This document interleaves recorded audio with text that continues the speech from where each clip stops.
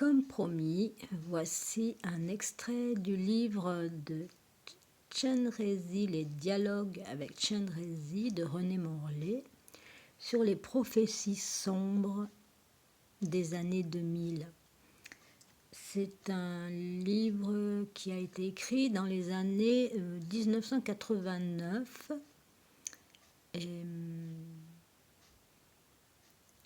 et je vais vous lire donc les prophéties. Alors ce livre, c'est Dialogue spirituel avec Chenrezig. Chenrezig, c'est c'est comment dire, c'est un être de lumière. Alors pour un catholique, on dira que c'est Saint Michel Archange. Pour un bouddhiste tibétain, c'est un Yidam, une déité support de méditation ayant de multiples manifestations d'amour, compassion. Et c'est enfin, alors il dit aussi, c'est enfin cette part secrète du Bouddha en moi qui est dévoilée. Donc ce René Morlet est un initié, il a rencontré beaucoup de grands lamas, dont le lama Gwendouné. Et je vous lis donc une partie de ce livre. En fait, ce livre, vous avez des révélations à tous les chapitres. Sur tout ce qui va arriver et aussi sur les pièges du chemin spirituel vers Dieu et sur la connaissance de soi. C'est un livre très riche. Si vous avez l'occasion de le trouver, n'hésitez pas à vous le procurer. Donc là, c'est le 6e dialogue. Et donc René Morlet demande à la déité, à Chenrezig, que veux-tu me dire des prophéties sombres concernant les années 2000 ? Chenrezig lui répond, l'an 2000 n'existe pas, c'est une tentative de mesure du mouvement de l'espace qui bouge par des religieux chrétiens. Ils se sont trompés à plusieurs reprises, ce que vous appelez l'an 2000 est déjà dépassé selon vos propres mesures. En fait, l'an 2000, c'est le calendrier de la naissance de Jésus, mais au niveau de l'espace-temps et de Dieu, il n'y a pas de temps. Donc c'est pour ça qu'on peut dire aussi que nul ne connaît les dates.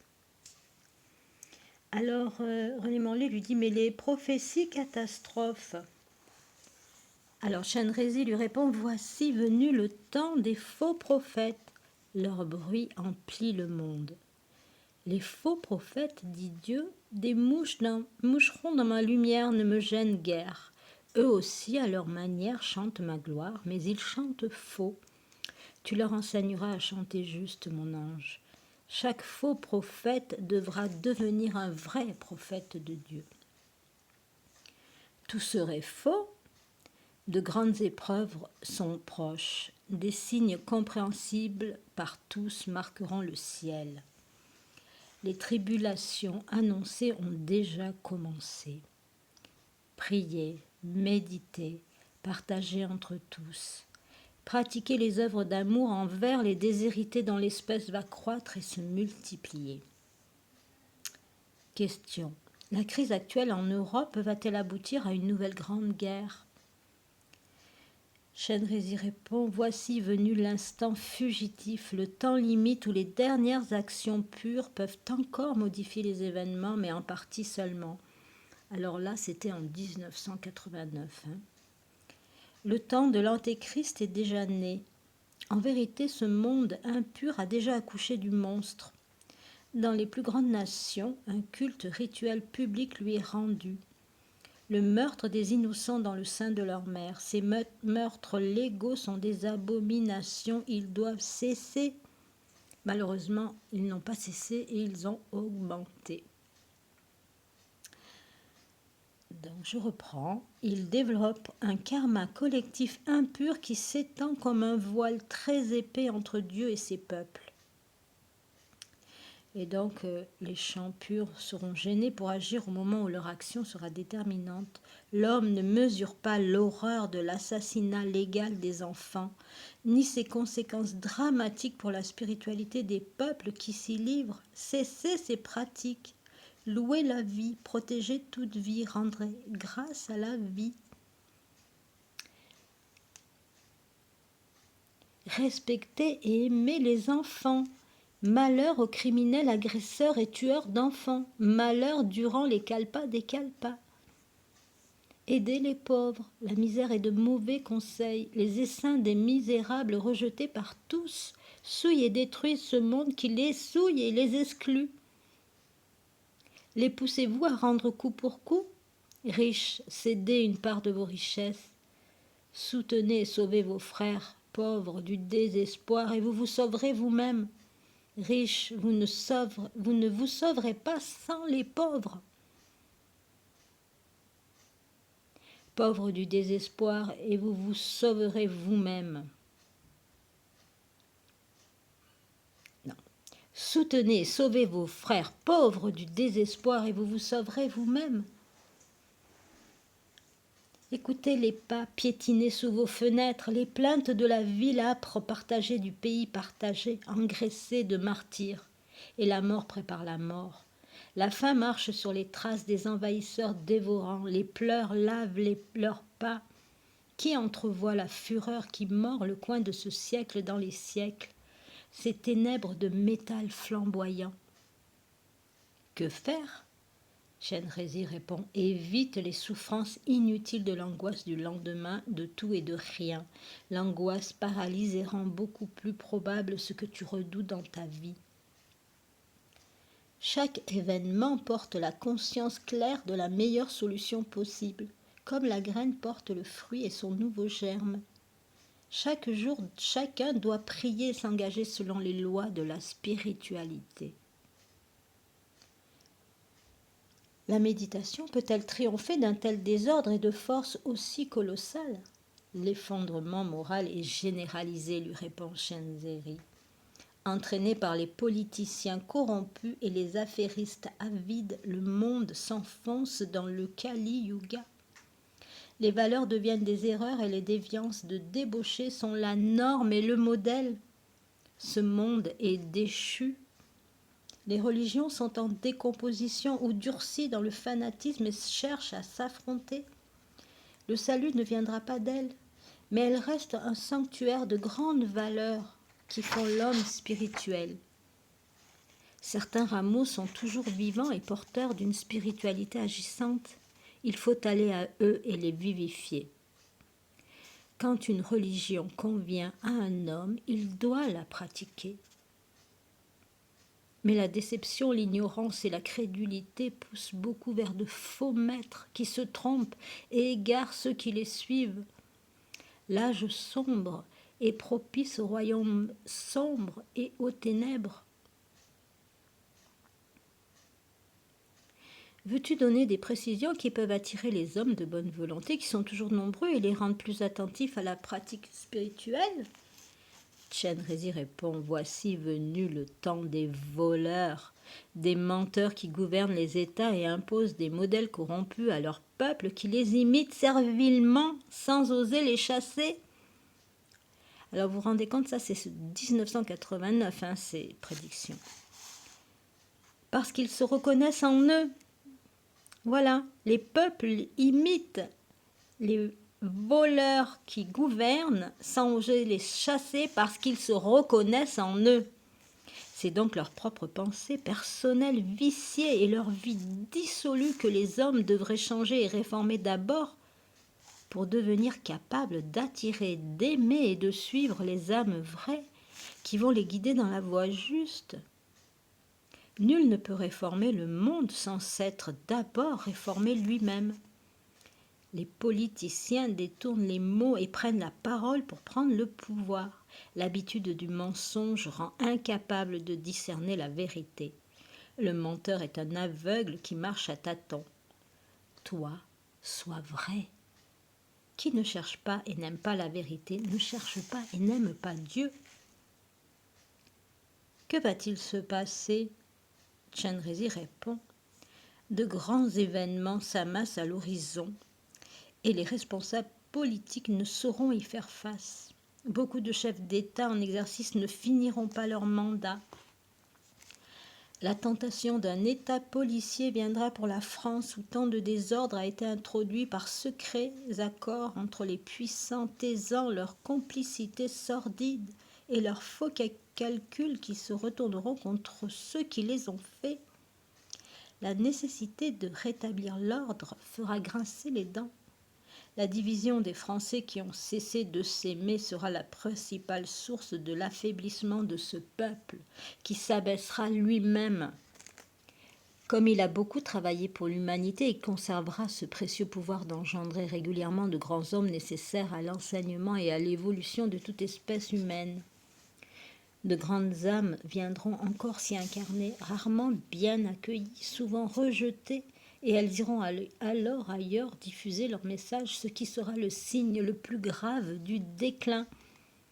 Certaines seront sacrifiées et leur destinée sera simplement de demeurer là pour maintenir un niveau de spiritualité suffisant afin que la France reste l'un des berceaux des grandes âmes de cette planète avec l'Inde et le Tibet.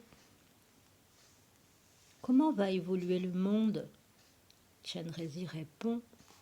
La puissance matérielle et la gloire basculeront vers l'Amérique, la Chine et la région Pacifique, puis le Brésil se joindra à eux un peu plus tard. L'Afrique ne jouera aucun rôle important avant longtemps. Elle en est à la lente maturation. L'Amérique connaîtra des luttes raciales sévères qui aboutiront à la création d'un État où la masse de son peuple noir se rassemblera. De petits États indiens se développeront aussi, mais plus tard. Avant, ce pays subira une grave crise financière. Les populations latines joueront un grand rôle dans ces événements au cours desquels le pouvoir devra être redistribué, partagé entre les races et les religions. L'intervention de l'Amérique en Europe une troisième fois sera à nouveau déterminante. Alors là, on ne sait pas dans quel sens il dit. La Chine, enfin rassurée par sa puissance, finira par revenir vers la spiritualité et cessera de persécuter le Tibet, pays sacré.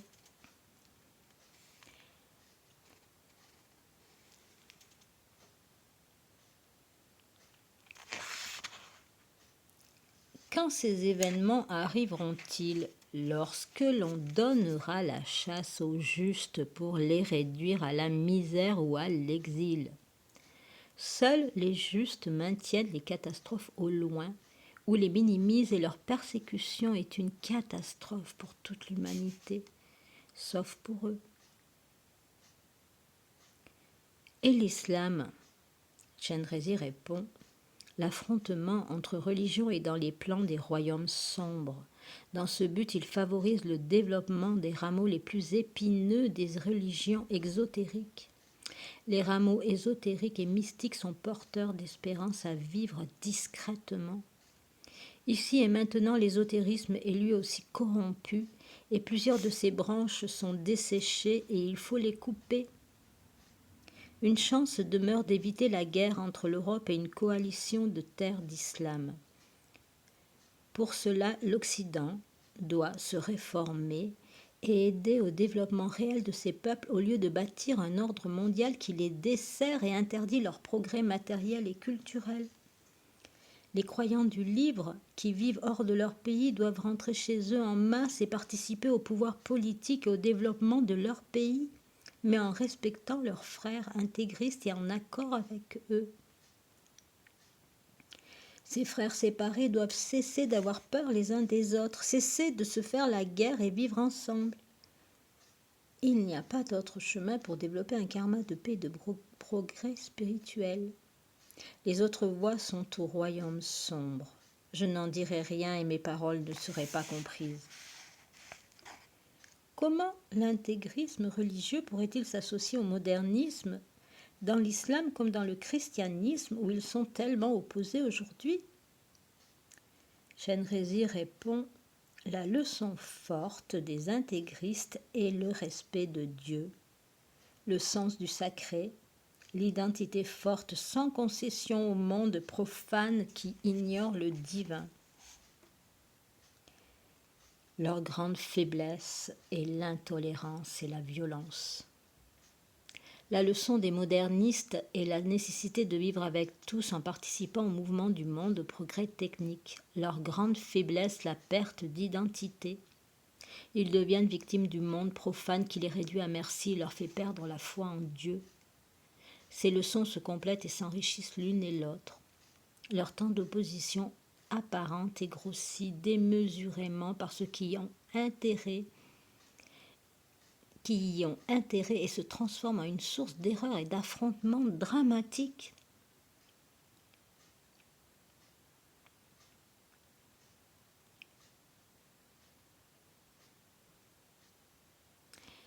Oui, mais comment tenir face aux forces colossales des royaumes sombres?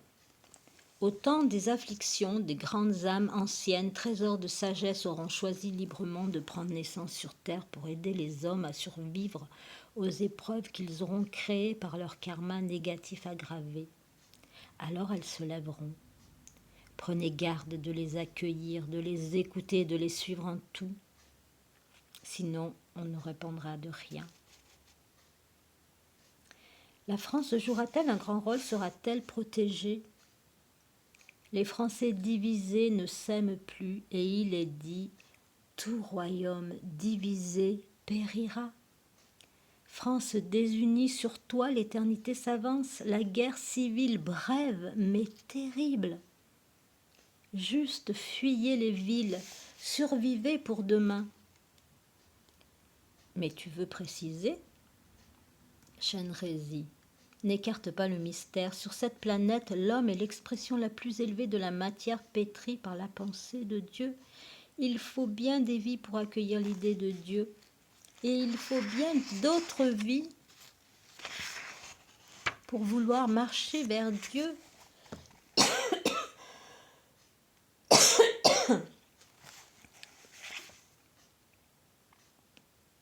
Et encore d'autres pour vraiment devenir capables de s'élever et d'atteindre l'éveil. Enfant divin, comprends-le, ni les hommes ni les nations n'ont l'éternité pour eux. Sur terre, seules les âmes sont éternelles. Aussi les hommes et les peuples doivent se hâter vers la spiritualité, car ce qui leur a été donné leur sera repris. Les spiritualistes ont-ils une grande place dans le détournement des catastrophes que tu annonces? Ils sont faibles, combattus ou ignorés. Ne sont-ils pas surtout appliqués à tenter de se réaliser avec les moyens du bord? Chenrezig répond, les forces qui s'assemblent et commencent à s'affronter sont immenses et hors de la mesure de l'homme. Même les êtres de lumière devront composer. Tu es un méditant. La fonction du méditant reste mystérieuse. La méditation dans une vie juste permet d'atteindre la réalisation spirituelle. Et les justes pèsent leur poids sur cette terre. Nous agissons à travers eux. L'homme doit se pénétrer de cette vérité capitale. La pureté agit partout, sans cesse, à travers les êtres humains les plus avancés. Grâce à eux, nous n'avons pas d'autre moyen que la méditation du juste ici-bas. Sans lui, nous sommes désarmés. Le mystère de Dieu est ainsi, il agit sur terre à travers les champs purs. Seuls les justes y sont vraiment reliés, ce sont eux les médiateurs.